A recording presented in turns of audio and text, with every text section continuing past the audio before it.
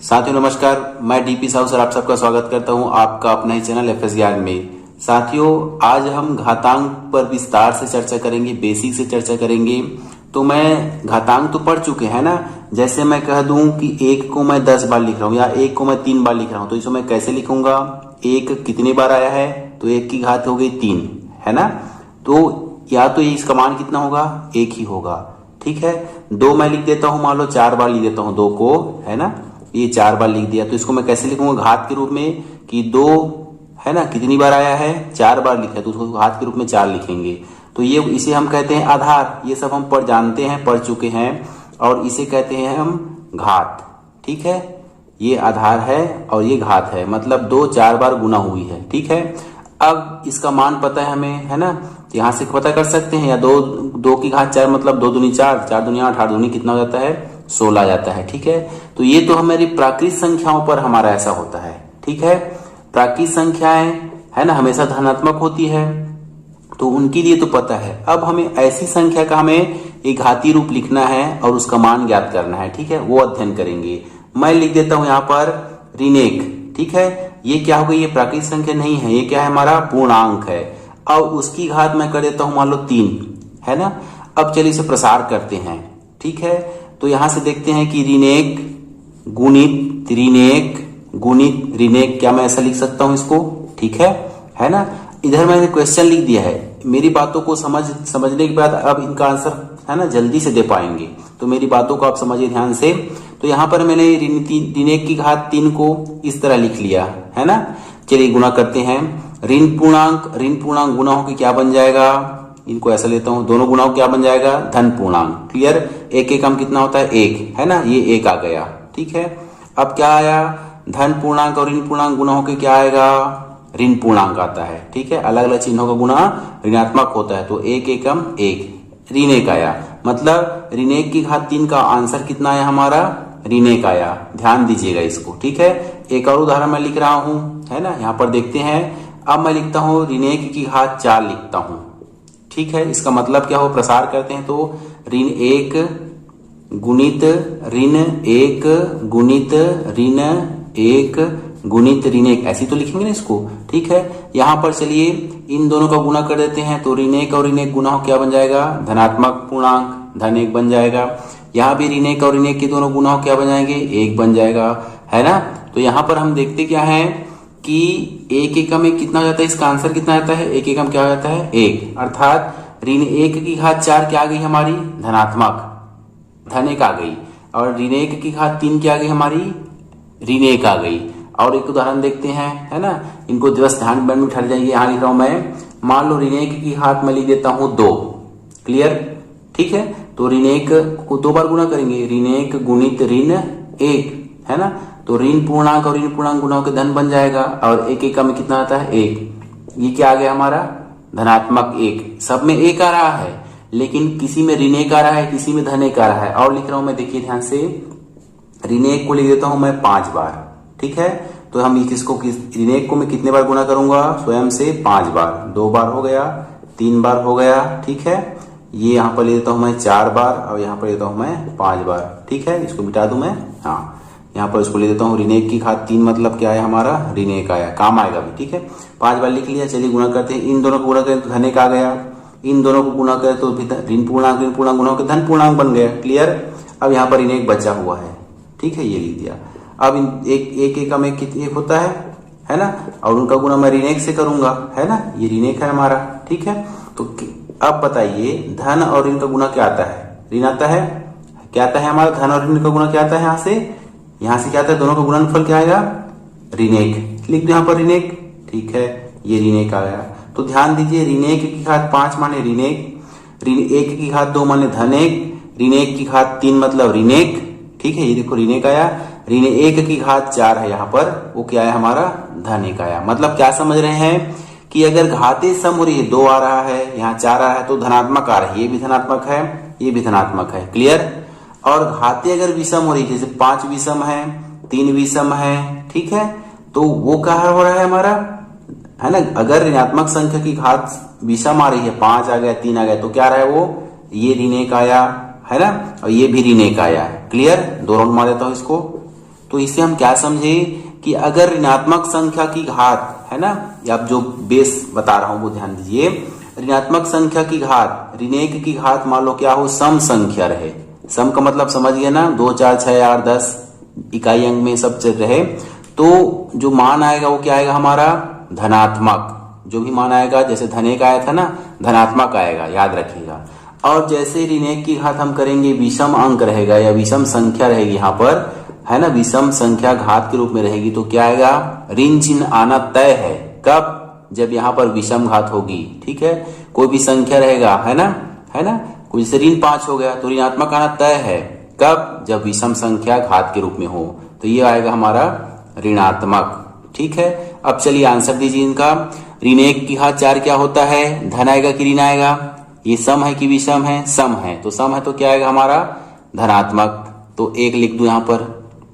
ठीक है, ये 5 घात विषम है कि सम है, विषम है, तो क्या आएगा, ऋणात्मक, ऋण 1। ठीक है, ये ऋण 1 की घात 143 है ना, तो ये क्या आएगा, सम की, धन आएगा कि ऋणात्मक आएगा, तो ये आएगा विषम है ना, 3 आ गए इकाई अंक, तो विषम हो गया, तो क्या आएगा, ये ऋण 1 आएगा। यहां से भी 47 भी विषम हो गया, तो क्या आएगा, ऋण 1 आएगा। और ऋण 1 की घात 62 है, तो 2 सम है ना भाई, तो ये क्या हो जाएगा हमारा, धन 1 आएगा। क्लियर, अब समझ गए, इन दोनों को आप समझिए, है ना। अब हम कोई भी घाती जो अंक रहेगा, है ना, घाती संकेतन के रूप में, जैसे घाती संकेतन है, उसको, उसकी घात अगर क्या हो, सम हो, ऋणात्मक संख्या हो, उसकी घात सम हो तो धनात्मक आएगा, ऋणात्मक हो, विषम घात हो तो क्या आएगा, वो ऋणात्मक में आंसर देगा। ठीक है, चलिए एक उदाहरण लिख रहा हूं मैं, है ना, इसको समझिएगा। ठीक है, चलिए एक उदाहरण मैं लिख रहा हूं कि 5 की घात, है ना, 5 की घात मान लो, बोल देता हूं यहां पर, ऋण 5 की घात 4 है, इसका मान निकालो बोलूंगा, तो कैसे हल करेंगे इसको, ऋण 5 को कितने बार गुना करेंगे, स्वयं से कैसे करेंगे ना, 4 बार। ठीक है, करें आंसर। देखो आंसर क्या आता है, यहां से ऋण दोनों गुना करेंगे तो ऋण 5 गुना हो क्या बन जाएगा, ऋण पूरा होकर धन पूर्णांक 25 हो जाएगा, गुना ऋण पूर्णांक और ऋण पूर्णांक गुना क्या बन जाएगा हमारा, धन 25, और 25 गुना 25 करते हैं तो क्या आता है हमारा, 625। आंसर आ गया। तो यहाँ पर हम क्या देख रहे हैं कि ऋणात्मक संख्या है ना। अब बोलोगे यहाँ पर 1 कहाँ है, तो हर एक वह संख्या है जो सबके साथ गुना के रूप में, भाग के रूप में, घात के रूप में रहता है। क्या मैं इसको ऐसा लिख सकता हूं, लिख लिया ऐसा, है ना, लिख सकता हूं ऐसा ना। तो 1 तो है ना इसमें, 1 हमारा गुणन तत्समक है, सबके साथ गुना के रूप में रहता है, विद्यमान रहता है। तो चलिए ये तो समझ आ गया ना। अब इसको मैं इस पद से बनाकर दिखाता हूं आपको। अब यहां पर हम इसको क्या कर देंगे, ये ऋण 5 की घात 4 हमारा क्या बन गया, ऋण 1 गुणित 5 की घात 4। अब घातांक का नियम जानते हैं कि a गुणित b पूरे की घात m हो तो घातें क्या होती है, a के लिए भी लग जाती है और गुणित b के लिए भी उपयोग होती है। क्लियर। अब इसको 2 पदों में इसको हम घात को बांटते हैं, तो ये हो गया हमारा ऋण 1 की घात 4 गुणित 5 की घात क्या हो जाएगा, 4। क्लियर। अब फिर समझ गए कि ऋण 1 की घात 4 सम संख्या हो गई 4 ना, तो ये क्या आ जाएगा, धन बन जाएगा। ये क्या बन जाएगा, धन 1 बन जाएगा। क्लियर, 1 बना दिया, चलिए धन 1 बन गया, है ना। याद क्या रखेंगे कि ऋणात्मक संख्या है 1 है, उसकी घात मान लो यहाँ पर सम संख्या रहे तो क्या बन जाती है, वो धनात्मक। ठीक है, धनात्मक बन जाएगी। और 1 को 4 बार गुना करेंगे तो 1 ही आएगा। और 5 को 4 बार अभी गुना किया तो क्या था हमारा, 625। ठीक है, तो 625 से कम कितना आ जाएगा, 625। आया समझ में। अब हम पूर्णांक संख्याओं का, पूर्णांक अंकों का भी क्या निकालेंगे, घाती निरूपण करके उसका हम मान निकालेंगे। ठीक है, चलिए अब मैं प्रश्नावली की ओर आपको ले जाता हूं। ऐसे प्रश्न लेता हूं जो आपको, है ना, इनको तोड़ना ऐसी पड़ेगा। ठीक है, याद रखिए ऋण 5 को मैं क्या लिखूंगा, ऋण 1 गुणित 5। ऋण 1 अलग हो जाएगा, ऋण 1 की 4 घात और 5 की घात 4 अलग हो जाएगा। इसको जैसे हल करना सीख चुके हैं ना, उस तरह हल करेंगे। और ये हमारा चिन्ह दिखाएगा बस कि ऋण आएगा कि धन आएगा, किस पर निर्भर करता है, घात पर। सम है तो धन आएगा, विषम है तो ऋण आएगा। ठीक, ऋणात्मक आएगी। चलिए अब मैं आपको क्वेश्चन लिख रहा हूं, ध्यान देना। यहां पर मैं लिख रहा हूं ऋण 9 की घात 8, ऐसे पढ़ेंगे इसको।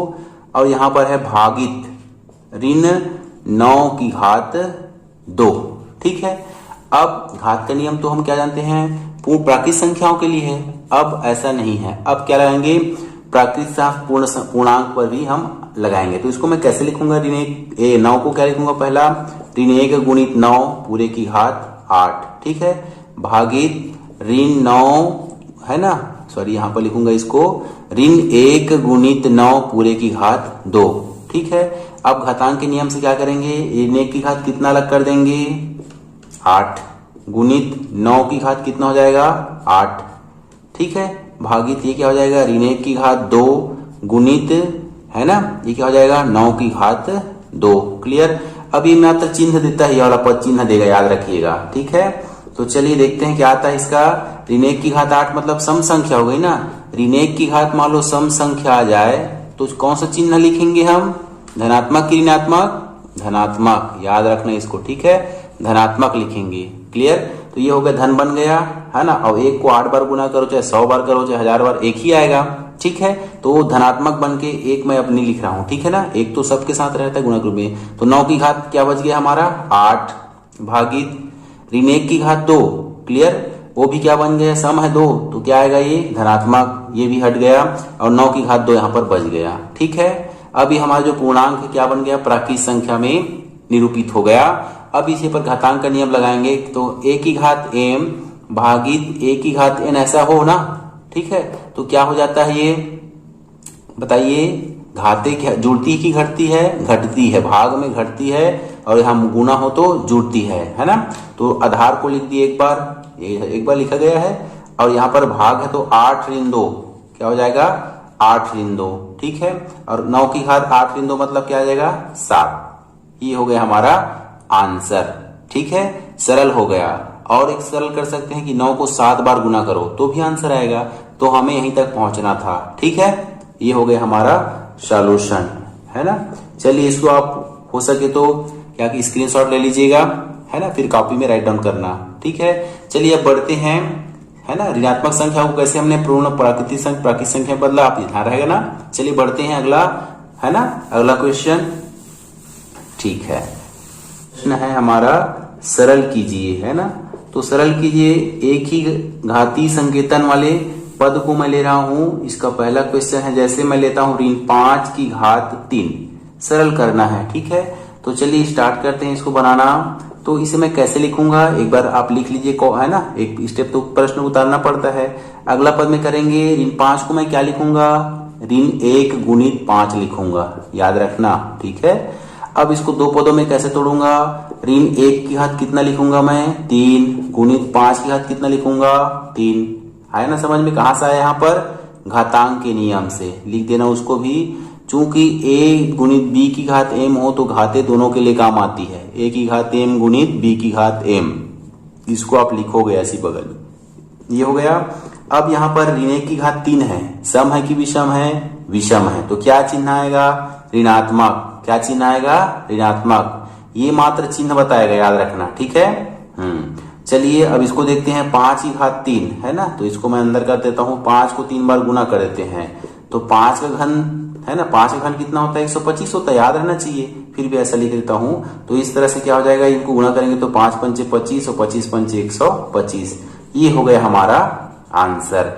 यहाँ पर एक बात और लिखेंगे कि ऋण की घात क्या हो हमारी, सम संख्या रहे, है ना, सम संख्या रहे, तो चिन्ह कौन सा आता है, धनात्मक। उत्तर आया धनात्मक कि नहीं आया, देखो आया ना धनात्मक, सॉरी हाँ, यहाँ पर विषम है, हमारे यहाँ क्वेश्चन में क्या है, विषम है, तो इसको विषम लेता हूँ, ठीक है। सम है तो धनात्मक क्लियर लिखा है, लेकिन यहाँ प्रश्न में विषम है, तो यहाँ पर क्या आएगा हमारा, ऋणात्मक आना है, ठीक है। चलिए यहीं पर आप क्लियर कर लेना प्रश्न को देखते हुए कि ऋण की घात विषम है, मतलब ऋण तो आएगा, तय है, क्लियर। चलिए देखते हैं आगे। चलिए एक प्रश्न और ले रहा हूं मैं, है ना, घातीय रूप में लिखना है, घातीय रूप में ही लिखना है ना। देखता हूं, यहां पर प्रश्न है, 15 गुणित ऋण 5 की घात 25, याद रखिएगा, ये धन पूर्णांक है, ये ऋण है, मतलब दोनों का आधार समान नहीं है, यहां से मुझे ऋण को अलग करना पड़ेगा, है ना। तो इसको हम सॉल्व करना, हल करना चालू करते हैं। तो इसको मैं लिखूंगा, एक बार प्रश्न को आप लिख लीजिए, है ना, ऐसा लिखने हैं। अब उसके बाद इसको क्या करेंगे, यहाँ पर ऋण है, यहाँ धन है, तो इस ऋण को अलग करेंगे, किस रूप में अलग करते हैं, तो बराबर 15 गुणित ऋण 1 गुणित 15 लिखेंगे इसको, पूरे की घात कितना 25 लिखेंगे ऐसा। फिर हो जाएगा 15 गुणित, यहाँ पर है ना वही दो, a गुणित b की घात 25 है तो a की घात 25, सॉरी ऋण 1 की घात कितना हो जाएगा 25 गुणित 15 की घात कितना हो जाएगा, यहाँ से 25 हो जाएगा। क्लियर। अब यहाँ पर ये क्या देता है हमें, केवल चिन्ह बताएगा, है ना, केवल चिन्ह बताएगा। चलिए उसको मैं आगे लिख देता हूँ इसी वाले स्टेप को, है ना। अब क्या चिन्ह आएगा आप बताना मेरे को, ठीक है। ये 15 हो गया गुणित 15 की घात क्या हो जाएगा यहाँ से 25। अब देखो दोनों प्राकृत संख्या बन गई, घातांक के नियम लगाएंगे तो a की घात m गुणित a की घात n क्या हो जाता है हमारा, a की घात m धन n हो जाता है, ठीक है, याद रहेगा। हाँ ठीक है। अब बताइए यहाँ पर कितना घात है, यहाँ पर एक घात है ना, कुछ नहीं है मतलब जीरो मत बोलना, एक है यहाँ पर। तो 1 धन 25 कितना हो जाएगा, इनको दो हल करूं तो 15 की घात क्या हो जाएगा, एक इसका एक, हाँ, और ये 25 तो कितना हो जाएगा ये 26, 15 की घात क्या हो जाएगा 26। अब यहाँ देखिए चिन्ह के बारे में, ऋण 1 की घात 25 तो 25 सम है कि विषम है, विषम है, तो क्या चिन्ह आएगा यहाँ से ऋणात्मक, क्या आएगा ऋणात्मक, ठीक है। लिख दो यहाँ पर, तो एक गुना का चिन्ह को मैं हटा देता हूं, क्या लिख दूंगा यहाँ पर ऋण, क्या लिख दूंगे यहाँ पर ऋण। तो यहाँ पर उसको लिख देना कि ऋण 1 की घात मान लो विषम संख्या हो, है ना, विषम संख्या आए, घात विषम हो तो हमारा जो चिन्ह कौन सा लेते हैं हम, ऋणात्मक, क्या लेते हैं ऋणात्मक होगा, ठीक है। चलिए आया ना ऋणात्मक, ठीक है, इसको आप ध्यान रखना। हाँ चलिए और सवाल देखते हैं। अब मैं ले रहा हूं एक सवाल, है ना, जिसमें हमें क्या करना है, ऐसी घाती संकेतन लिखना है और हल करना है, घात के रूप में ही आंसर देना है, ठीक है। मैं लिख रहा हूं एक क्वेश्चन, ऋण p की घात 14 गुणित ऋण p की घात 7, ठीक है। तो चलिए इसको हम सॉल्व करना स्टार्ट करते हैं। यहां से हम क्या लिखेंगे, एक बार इसको लिख लेना, है ना, लिखना पड़ता है, क्वेश्चन है गुणित ऋण p की घात 7। अब क्या करेंगे कि ऋण है ना, उसको कैसे लिखेंगे हम, ऋण 1 गुणित p, ठीक है, गुणित 14, सॉरी ऋण 1 गुणित p की घात 14 गुणित ऋण 1 गुणित p की घात कितना हो जाएगा हमारा 7, है ना। अब हम जान चुके हैं क्या, a गुणित b पूरे की घात m हो, है ना, तो एक घात अलग अलग के लिए भी होती है, ठीक है, एक की घात m गुणित b की घात m होती है, ठीक है। इस तरह यहाँ पर क्या कर देंगे, इसको दो पदों में इसको हम लिख देंगे। ये हो गया ऋण 1 की घात 14 गुणित p की घात हो गया हमारा 14, ये वाला गुणा का चिन्ह है। ये ऋण 1 की घात 7 गुणित p की घात 7, ठीक है। चलिए आगे बढ़ते हैं। हम जान गए क्या, ऋण 1 की घात सम है ना, यहाँ पर जानते हैं ना, ऋण 1 की घात क्या आ गई 14 है, जो सम संख्या है, ठीक है। तो मान चिन्ह क्या आता है हमारा, मान क्या आएगा, एक आएगा, लेकिन कौन सा एक आएगा हमारा, धनात्मक एक आएगा, ठीक है, धनात्मक आएगा। यहाँ विषम है ना, इनको लिखना पड़ेगा ऐसी, यहाँ विषम संख्या है, ऋण 1 की घात विषम संख्या है, तो इसका मान क्या आता है हमारा ऋणात्मक, है ना, ठीक है। बस ये समझ गए, है ना, तो कोई गलती नहीं होगी, ठीक है। तो ये हो गया धन बन गया, तो बच गया क्या p की घात 14, ठीक है। और गुणित यहां से देखते हैं, है ना, यहां से देखते हैं, ये भी हो गया हमारा ऋणात्मक, p की घात क्या हो जाएगा 7, ठीक है। अब करते हैं हम क्या, इस ऋण को ऋण धन से गुना करेंगे तो ऋण तो आएगा, ठीक है। तो ये हो जाएगा p की घात 14, है ना, गुना है, गुना लिख देता हूँ, p की घात 7, ठीक है। अब चूंकि आधार समान हो गई, है ना, a की घात m गुणित b की घात m और गुना के रूप में है, तो क्या होती है घाते, यहाँ पर a की घात n, है ना, तो क्या होगी a की घात m धन n हो जाएगी, ठीक है। तो यहाँ से क्या हो जाएगी p की घात 14 धन 7, तो आएगा कितना आंसर हमारा, ऋण p की घात कितना होगा 14 और 7 जुड़ जाएगा, क्या होगा 21, ये होगा हमारा आंसर, ठीक है। चलिए मिलेंगे ऐसे भी। चलिए ये हमारा प्रश्न है, चलो इसको सॉल्व करते हैं। यहाँ पर हम क्या करेंगे, है ना, ऋण p को क्या लिखेंगे, ऋण 1 गुणित p पूरे की घात कितना लिख देंगे, यहाँ से 14 भागित ये हो जाएगा ऋण 1 गुणित p पूरे की घात कितना 7, ठीक है।